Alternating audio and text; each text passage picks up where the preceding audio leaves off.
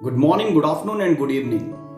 In this lecture, we will be concentrating on some of the problems from electric field. Okay, some of the problems are forwarded by some of my students. Okay, so let's take those problems. Okay, and I'll also be taking some of the problems which will be helping you to understand the concept of electric field in a better way. So let's go through the first problem. The problem is three charges, each equal to Q, are placed at the three corners of a square of side A. Okay, find the electric field at fourth corner. अब ये problem basically है क्या? Electric field intensity का problem है, ठीक है ना, और थ्री चार्जेस के कारण हमें एक सिंगल पॉइंट के ऊपर इलेक्ट्रिक फील्ड इंटेंसिटी फाइंड करना है. ओके, सिंपल सुपरपोजिशन का एक ये प्रॉब्लम है. Okay, let us see how to solve this situation as given. Okay, उसके कॉरस्पॉन्डिंग पहले डायग्राम बनाएंगे बेटा. Okay, to understand the problem in a better way. देखो है क्या, एक स्क्वायर गिवन है, ठीक, square of side A, each side A, ठीक है, ये वाला ए. डन. स्क्वायर को हम A B C D assume कर लेते हैं. This is A B C D.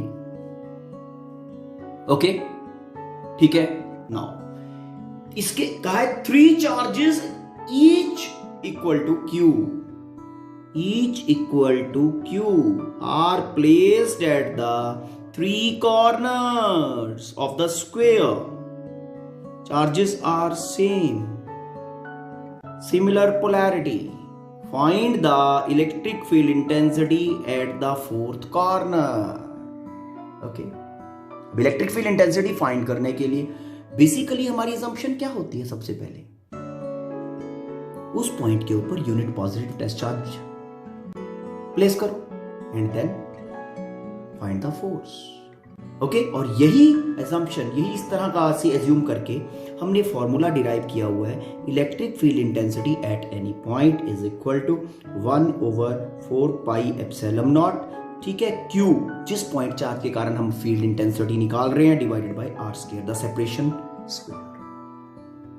ठीक है, लेकिन unit positive test charge assume करना क्यों जरूरी है? This will help you to find the direction of electric field intensity. It's okay. Now अब हम करेंगे क्या? इन तीनों के कारण यहां पे इलेक्ट्रिक फील्ड इंटेंसिटी निकालना है. बड़ा सिंपल काम है. पहले इसके कारण निकालो यहां पे, फिर इसके कारण निकालो यहां पे, फिर इसके कारण निकालो यहां पे. जो तीनों values of electric field intensity इस पॉइंट के ऊपर एक्ट करेंगे, उन तीनों को वेक्टोरियली ऐड कर दो. Very simple thing. Okay, now let us see electric field intensity at point D due to A. Okay, मैं इसको EA बोल रहा हूं बेटा, EA. ठीक, अब no medium is there between, point और चार्ज के बीच में कोई मीडियम नहीं है, तो 1/4 पाई एप्सिलॉन नॉट की जगह पे मैं कूलम कांस्टेंट लेके आ रहा हूं 9 × 10⁹ जिसका डायरेक्टली वैल्यू प्लेस करूंगा के charge over R square. R is A D length whole square. Okay, along. This is positive charge. ये यूनिट पॉजिटिव टेस्ट चार्ज को क्या करेगा? It will be repelling the unit positive test charge. Okay, and your EA will be this way along this vector. EA vector this way. It's clear? So along AD vector. इस तरह से you can write. ठीक है ना. This implies EA का specific value लिख देते हैं. EA is equal to K, that is 9 × 10⁹. It's okay. Now charge is Q, magnitude is not given, it is mentioned, that is Q. Okay, side is A, तो AD is equal to A square along AD vector. तो ये आपका magnitude हो गया और ये direction हो गया. फाइन, ठीक है. नाउ ये जो फोर्स लगती है ना, रिपल्शन और attraction along the line joining लगती है बेटा, when we are considering electric field intensity due to this particular charge as this point. इन दोनों का कोई रोल नहीं होगा। जब इसके कारण यहां पे इलेक्ट्रिक फील्ड स्ट्रेंथ की इंटेंसिटी की बात करेंगे तब इसका और इसका कोई रोल नहीं होगा। Independent as already we have discussed. Okay, so now electric field intensity at D due to B separation कितना हो जाएगा, बी डी, कोई मीडियम बीच में नहीं है, तो E electric field intensity B के कारण। अब डायरेक्टली हम वैल्यूज ही प्लेस करेंगे बस, ठीक है। Values coulomb constant 9 into 10 to the power 9, then charge is q over separation will be bd, one of the diagonal of the square, okay, bd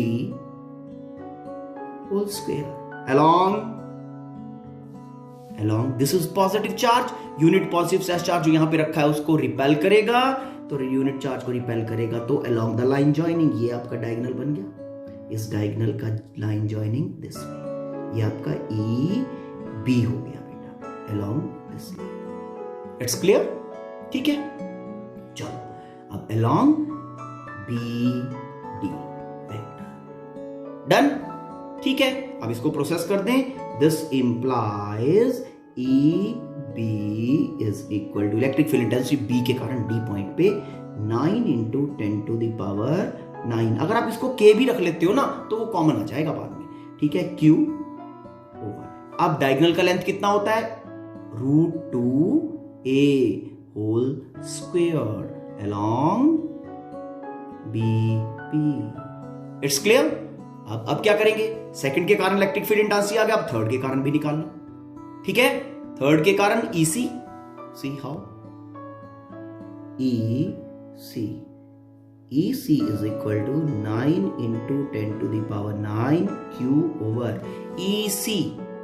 okay, electric field intensity C के कारण D पे separation कितना है, A square, ठीक है, A square along किस direction में, C, ये पॉजिटिव, इस यूनिट पॉजिटिव को रिपेल करेगा, that will be this way, EC, okay, along CD, along CD।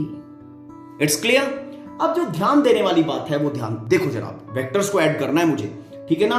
Vectors का जो सिचुएशन है इसमें वेक्टर्स का वो क्या है, ये यहां पे 3 मेरे पास वेक्टर्स हैं, ध्यान देना, मैं उसका डायग्राम बना रहा हूं। Yes, this is the point now. इस पॉइंट के ऊपर इस डायरेक्शन में EA लग रहा है, आराम से कंसंट्रेट करके काम करना, ठीक है। इस डायरेक्शन में EC लग रहा है बेटा, ठीक। अगर आप ध्यान से देखो EC और EA दोनों का मैग्नीट्यूड बराबर है, EC का मैग्नीट्यूड और EA का मैग्नीट्यूड दोनों बराबर है, सेम, ओके। तो ये दोनों मैग्नीट्यूड बराबर है। पहले इन दोनों का रिजल्टेंट निकाल लें। एक चीज और दिमाग में रखनी है कि जब दो इक्वल वेक्टर्स को हम ऐड करते हैं तो जो उसका रिजल्टेंट आता है वो मिड एंगल पे आता है, ठीक है ना। मैंने पैरेललोग्राम कंप्लीट कर दिया, okay fine, and this will be the resultant. ये रिजल्टेंट आएगा A एंड C का, ओके, EAC दोनों के कारण बेसिकली। और अब ध्यान देने वाली बात है, जो तीसरा फोर्स यहां पे लग रहा है EB, ये डायगोनल एक्सटेंडेड है ना, मतलब ये वाला एंगल 45, ये वाला भी एंगल 45, क्योंकि ये दोनों 45 है। तो यहां पे ध्यान देने वाली बात है, ये जो EAC आ रहा है आपका, EAC, A और C का रिजल्टेंट, इसी के अलोंग अपना थर्ड वेक्टर लाई कर रहा है यहां पे ऐसे, विच इज EB। चलो इसकी बात बाद में करेंगे, पहले मैं EA एंड EC को ऐड करके ये वेक्टर निकाल लेता हूं। निकाल लूं, चलो। EA एंड EC दोनों का मैग्नीट्यूड बराबर, तो ध्यान देंगे EA vector magnitude, EC vector magnitude, दोनों को x मान लिया। कर दूं, ये देखो EAC magnitude is equal to, दोनों का मैग्नीट्यूड क्या है, x है, ये लो x स्क्वायर, पहले मतलब मैग्नीट्यूड EA का square, EA is equal to x। दूसरा EC मैग्नीट्यूड का स्क्वायर, ये लो 2 EA magnitude EC magnitude cos of theta. अब angle between EA and EC कितना है, 90 डिग्री, cos ऑफ 90, तो एडिशनल टर्म ये जो है 0 हो गई, तो this is this now. It's clear. So EAC has the magnitude, now it's become very simple, ये हो गया 2, ये तो 0 हो गया, ये हो गया अपना 2x² बेसिकली, ठीक है, 2x²। अब इसका अंडररूट ओपन कर दें, ये ज्यादा बिग हो गया था, चलो, इज इक्वल टू, ठीक, दिस इंप्लाइज कर दो, चलो, this implies EAC is equal to √2x, यही आएगा। अब x का वैल्यू प्लेस कर रहा हूं, EAC इज इक्वल टू √2 और x का वैल्यू कितना है 9 × 10⁹ Q/A², 9 × 10⁹, okay, 9 × 10⁹ Q/A², it's okay. EAC आ गया। अब EAC along this axis, ठीक है, मिडल में, मिड एंगल पे 45 डिग्री का एंगल बना रहे हैं, ठीक है। अब B वेक्टर भी इसी डायरेक्शन में है, तो अब बेसिकली मुझे क्या करना है, अब मुझे total value of electric field intensity find करने के लिए EAC vector plus EB vector जो इसी एक्सिस के अलोंग है, इन दोनों को ऐड करना है। दोनों सेम डायरेक्शन में पॉइंट कर रहे हैं, तो दोनों का मैग्नीट्यूड डायरेक्टली ऐड कर दूं, तो इस E का मैग्नीट्यूड बनेगा E is equal to EAC का मैग्नीट्यूड दैट इज √2, ठीक, 9 √2 fine into 10⁹ Q/A² plus magnitude of B EB का मैग्नीट्यूड बेटा ये रहा, दिस इज EB, ये रहा, ठीक है। तो EB का मैग्नीट्यूड यहां पे अब डाल रहा हूं मैं, प्लेस कर दें यहां पे 9 × 10⁹, 9 × 10⁹ Q, ओके, Q फाइन, क्योंकि मैग्नीट्यूड डायरेक्टली ऐड करना है, डिवाइड बाय, ओके, √2A², तो √2A² का बन गया 2A², इट्स क्लियर। अब इसको सॉल्व कर दो, इन दोनों वेक्टर्स का रिजल्टेंट कहां बनेगा, इसी डायगोनल के अलोंग तो बनेगा, ओके। तो डायरेक्शन आपकी आ जाएगी, इसको आपने D लिखा है, D, इसको D लिखा अलोंग DH, तो आपके E की डायरेक्शन आ गई इस E की अलोंग, ओके, DH वेक्टर। इसको सॉल्व कर रहा हूं मैग्नीट्यूड, सी बेटा, E इज इक्वल टू जो आपका बन रहा है यहां से 9 × 10⁹, ठीक है, और Q भी बाहर आ सकता है यहां से, Q/A², इतना टर्म कॉमन लो, ठीक है। तो यहां आपके पास जो बनेगा E finally is equal to 9 × 10⁹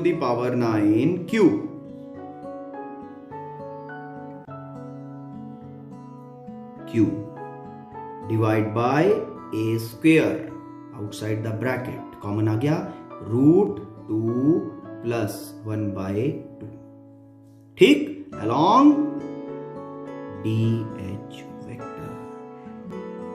hope this is clear, ठीक है। तो इस तरह से आप फाइंड करोगे मैनी चार्जेस के कारण इलेक्ट्रिक फील्ड इंटेंसिटी। सिर्फ करना क्या है, करना कुछ ऐसा है कि सभी चार्जेस के कारण इंडिपेंडेंटली इलेक्ट्रिक फील्ड इंटेंसिटी उस पॉइंट पे कैलकुलेट करो, इसके कारण, इसके कारण, इसके कारण, ठीक है। और फिर वो जो इलेक्ट्रिक फील्ड इंटेंसिटीज आई हैं उनको वेक्टोरियली ऐड करना है, जस्ट वेक्टर एडिशन, ओके, वो आपको सॉल्यूशन प्रोवाइड कर देगा। Electric field intensity is a vector quantity, तो आपको मैग्नीट्यूड एंड डायरेक्शन दोनों निकालने पड़ेंगे, जैसा कि हमने फाइंड किया यहां पे।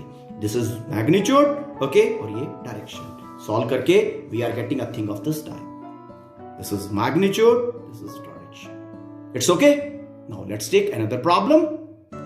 The problem is two small identical electric dipoles AB and CD, okay, each of dipole moment P are kept at an angle 120 degree as shown in figure, okay, अभी दिखाते हैं figure, as shown in figure. What is the resultant dipole moment of this combination if this system is subjected to an electric field? ये जो दो dipoles का system है ना, इसको इलेक्ट्रिक फील्ड में रख दिया, ओके, और electric field is directed along positive x axis. Positive x axis, what will be the magnitude and direction of the torque acting on this? इस सिस्टम के ऊपर जो टॉर्क लगेगा उसका मैग्नीट्यूड एंड डायरेक्शन क्या होगा? Let us see. This is the situation, AB and CD, these are two dipoles of moment P. दो dipoles हैं, ध्यान रखने की बात। They both are placed in electric field जो कि पॉजिटिव एक्स एक्सिस के डायरेक्शन में है, E, this way। ठीक है, अब जो यहां पे प्रॉब्लम है, अब दोनों डाइपोल्स के ऊपर टॉर्क लगेगा, या तो इंडिपेंडेंटली दोनों डाइपोल्स का टॉर्क निकाल के, ठीक है ना, ऐसा कर दो कि tau is equal to tau 1 plus tau 2, vectorially add करना पड़ेगा, ठीक है। और या फिर ऐसा करो, दोनों डाइपोल्स का पहले कंबाइंड डाइपोल मोमेंट निकाल लो। इस डाइपोल का डाइपोल मोमेंट होगा, इसका भी होगा, दोनों का एक रिजल्टिंग डाइपोल मोमेंट निकालो और चेक करो किस डायरेक्शन में है, ठीक है। और फिर उस रिजल्टिंग डाइपोल को इलेक्ट्रिक फील्ड के अंदर प्लेस करके टॉर्क निकाल दो, ठीक है। देखो कैसे। अब ये जो सिचुएशन गिवन है, इस प्रॉब्लम को थोड़ा सा और दिमाग चलाना पड़ेगा इसमें कि डाइपोल मोमेंट की डायरेक्शंस क्या है। डाइपोल मोमेंट का जो डायरेक्शन होता है वो होता है नेगेटिव टू पॉजिटिव, मतलब ये जो ए बी डाइपोल है इसका dipole moment is from B to A. ये देखना यहां पे, इधर बना रहा हूं, बी टू ए, इस डायरेक्शन में, negative to positive, this way. It's okay, ठीक है, समझ में आया? This is P, dipole moment given है बेटा, ओके। ये आपकी बी ए डाइपोल हो गई, उसका डाइपोल मोमेंट पी है इस डायरेक्शन में, क्योंकि वेक्टर होता है। Now what about C D dipole? C D का जो डाइपोल मोमेंट होगा, ओके, वो डी टू सी होगा, नेगेटिव टू पॉजिटिव। अब इन दोनों डाइपोल मोमेंट वेक्टर को ऐड करने के लिए पैरेललोग्राम ला लगाएंगे ना, तो इनिशियल से प्लेस करना पड़ेगा। तो इसका dipole moment is this way, A यहां से कुछ ऐसे पैरेलल टू दैट बना दिया बेटा मैंने, ये लो, इट्स ओके। इसका भी डाइपोल मोमेंट P, ये एंगल 90 डिग्री है, ये 30 डिग्री है, ध्यान देने वाली बात है, तभी तो दोनों में एंगल बना 120 डिग्रीज। अब ध्यान देना भाई, जब आप पैरेललोग्राम ला लगाओगे, दोनों वेक्टर्स जिनको आप ऐड कर रहे हो वो दोनों का मैग्नीट्यूड बराबर है, तो रिजल्टेंट मिड एंगल पे आएगा। पैरेललोग्राम कंप्लीट कर दिया बेटा, देखो, कंप्लीटिंग द पैरेललोग्राम, ओके, मैंने पैरेललोग्राम कंप्लीट किया। This will be the resultant vector, something like this. ये लो, एंगल 120 डिग्री P और P का रिजल्टिंग डाइपोल मोमेंट आ गया, ठीक। ये मिड एंगल पे आएगा, मिड एंगल यहां पे कहां होगा? 120, और ये 90 है, 90 है, ये 30 है, फाइन। अब रिजल्टिंग वेक्टर कहां पे आएगा? रिजल्टिंग डाइपोल मोमेंट वेक्टर, ये देखो ध्यान से, इस डायरेक्शन के साथ एंगल बनेगा 60 डिग्री और ये भी 60 डिग्री, तो यहां से 60 डिग्री बनाते हुए मतलब कुछ ऐसे, ये आपका रिजल्टेंट डाइपोल मोमेंट है, ओके, जो भी आएगा, ठीक। P1 और 2 दोनों डाइपोल मोमेंट्स का 1 2 कर देते हैं, चलो ठीक है। ये आपका रिजल्टिंग डाइपोल मोमेंट आ गया P1 2, ये P1 is equal to P and P2 also equal to P, it's okay. 120 तो 60 डिग्री इसके साथ बना रहा है, तो इसका जो एंगल आपके एक्स एक्सिस के साथ हो गया, इस इलेक्ट्रिक फील्ड के डायरेक्शन के साथ, रिजल्टिंग डाइपोल मोमेंट का डायरेक्शन 30 डिग्री एंगल बना रहा है, क्लियर? तो चलो पहले रिजल्टिंग डाइपोल मोमेंट फाइंड कर देते हैं। Resulting dipole moment P12 will be equal to कितना बेटा?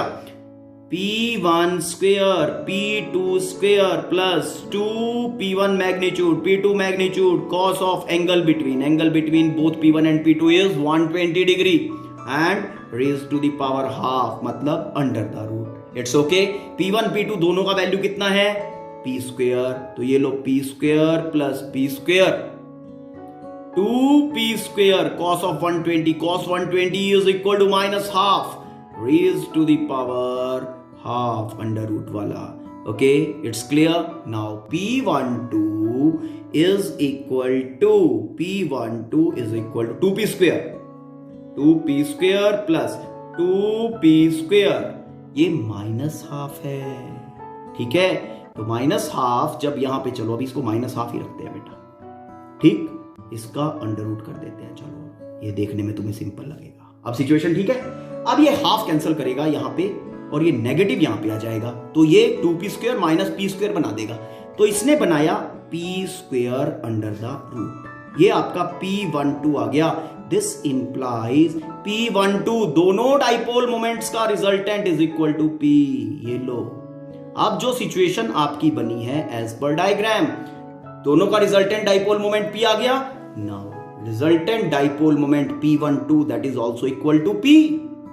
दोनों डाइपोल मोमेंट्स ओके कुछ ऐसा सिचुएशन अब जनरेट कर रहे हैं।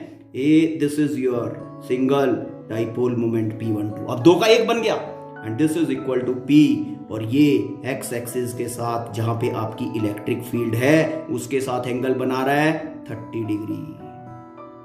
रिजल्टेंट ना भाई, resultant dipole moment x axis के साथ कितना एंगल बना रहा है 30 डिग्री, तो टॉर्क कितना बनेगा, torque is equal to P E sine of theta.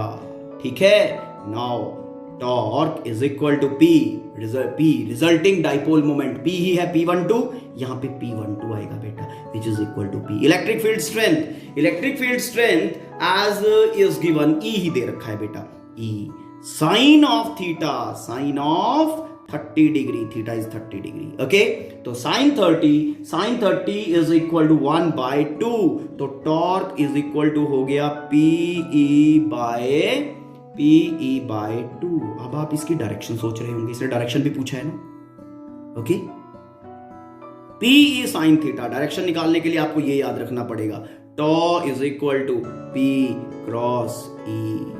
Fingers को कर्ल करेंगे, first vector to second vector, first vector is P, second is E। Okay, fingers को कर्ल कहां से कहां करेंगे, fingers will be curled something like this, ऐसे curling होगी, ऐसे। ध्यान देना, देखो यहां आप P टू E कर्ल करना है ना, P इधर है तो P टू E उल्टा कर्ल नहीं कर सकते, क्योंकि थंब आपका ऊपर अगर आ रहा है तो फिंगर्स ऐसे ही कर्ल करनी पड़ेगी, इट कांट हैपन। तो P टू E आपको हाथ थंब को नीचे करना पड़ेगा, and the fingers will be curled like this through smaller angle.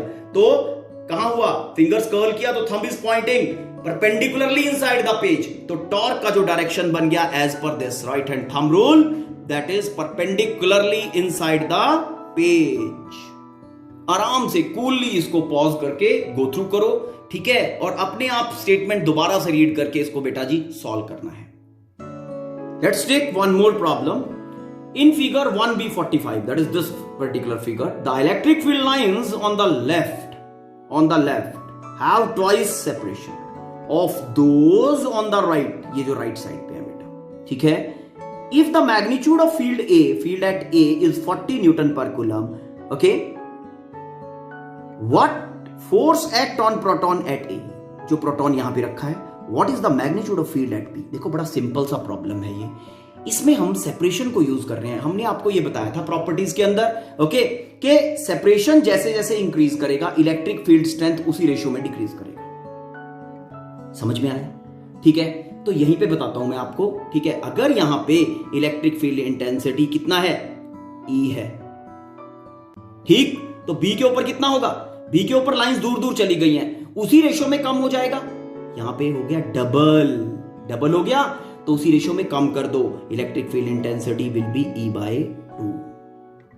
ठीक, उसके बाद प्रोटॉन रखा है, अब इलेक्ट्रिक फील्ड इंटेंसिटी का तो पता चल गया, प्रोटॉन रखा है तो charge into electric field intensity, charge on proton into E/2, force यहां पे होगा, charge into E, force at A होगा। क्लियर हो जाएगा, okay. Try solving this, let's take another problem. Now this is another problem.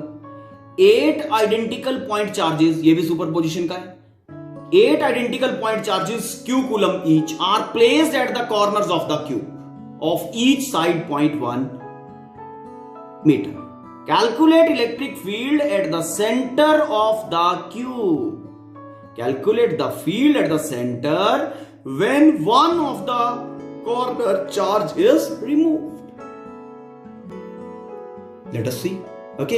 इसमें diagram बनाना जरूरी है बेटा, डायग्राम बन गया तो सिचुएशन को आराम से आपको सिचुएशन रिजल्ट दे जाएगा। अब ध्यान देना, यहां पे क्यूब के अंदर 8 कॉर्नर्स हैं और उन 8 के 8 कॉर्नर्स पे सेम चार्ज रखा है, यहां पे भी all 8 corners have situated the similar charge find the electric field intensity at the intersection of diagonal और you can say centre of the cube. ठीक, जिस रूम के अंदर आप बैठे हो उस रूम को क्यूब एज्यूम कर लेना, ठीक है, और फिर देखना सेंटर बनता कहां पे है। ऑपोजिट कॉर्नर्स जब आप अटैच कर, ऑपोजिट कॉर्नर्स को ज्वाइन करोगे, then you will be getting the centre जहां पे वो डायगोनल्स इंटरसेक्ट करेंगे, ठीक है ना। जैसे कि दिस इज फर्स्ट कॉर्नर, इसका जो ऑपोजिट है वो ये है, दोनों को ज्वाइन करेगा ये वाला लाइन, ये वाला कुछ ऐसे, ठीक। फिर उसके बाद ठीक अगर चलें तो ऑपोजिट की बात कर रहे हैं, ऑपोजिट ये वाला इसका ऑपोजिट होगा, ये वाला जो है वो इसका ऑपोजिट होगा, और ये जो होगा वो इसका ऑपोजिट होगा। सारे के सारे यहां सेंटर पे इंटरसेक्ट कर गए बेटा, ठीक। अब चलाएं दिमाग चला के बात करता हूं, यहां पे सबको नाम दे देते हैं, ए बी सी,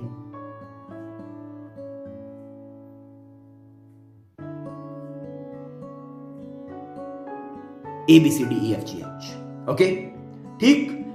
अब देखो सेंटर का डिस्टेंस हर कॉर्नर से सेम होगा, चार्ज भी सबके ऊपर सेम रखा हुआ है, ओके।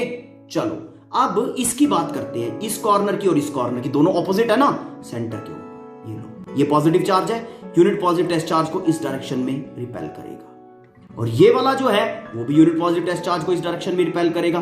तो यहां जो इलेक्ट्रिक फील्ड इंटेंसिटी EH के कारण और ED के कारण, ठीक है, ऑपोजिट हो गई, लेकिन दोनों का मैग्नीट्यूड भी बराबर होगा। क्यों?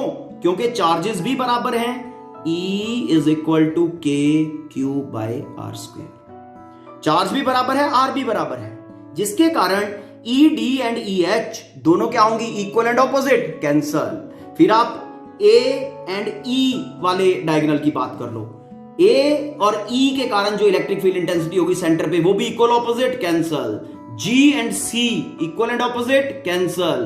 तो सेंटर के ऊपर net magnetic field induction because of the cancellation will be equal to 0। समझ में आ गया?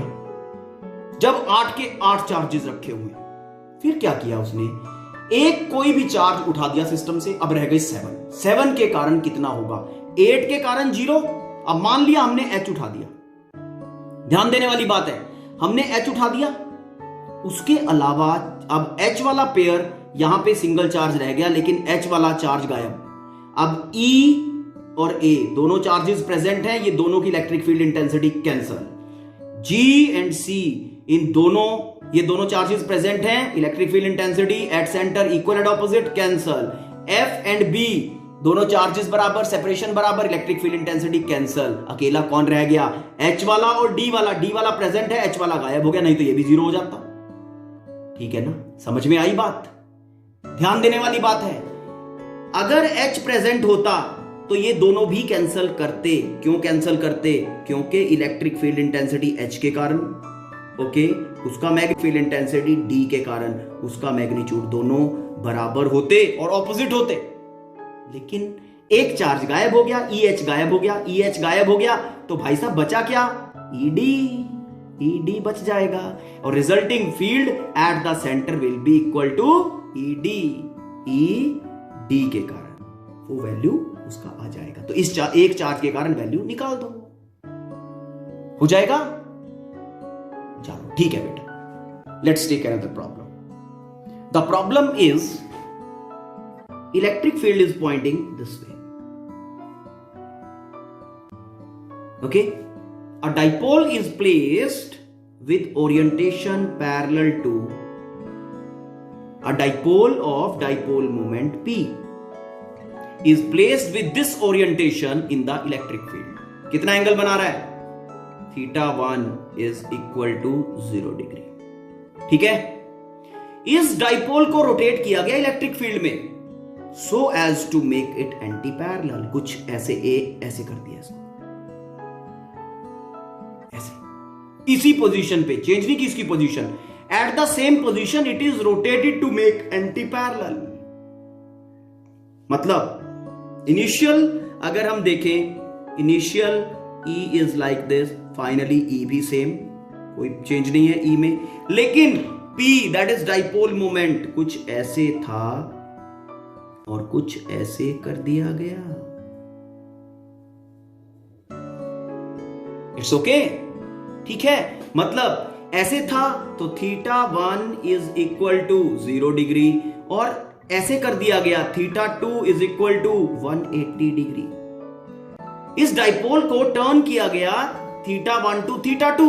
Find the work done in rotating, find the work done in rotating by the electric field from initial to final orientation. कैसे होगा? देखो, work energy theorem लगाते हैं यहां पे। वर्क डन फाइंड करना है। Work done is equal to change in potential energy. Change in potential energy का फॉर्मूला यू हैव, क्या है? Minus PE cos of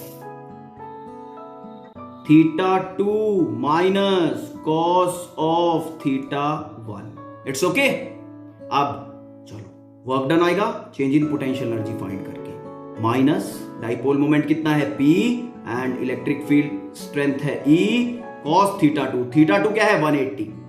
cos of 180 degree minus cos of 0 degree. It's okay? Now cos 0 is equal to 1, cos 180 is equal to -1, तो this implies PE cos of, ये बन गया -1, ये बना minus cos 0 is 1, ठीक है। तो ये बना कितना? -2। तो work done is equal to कितना बन गया बेटा? Work done is equal to, ये 2, ये बन गया 2PE। This much work will be done to make the dipole, to rotate the dipole from this orientation to this orientation. Hope you have understood.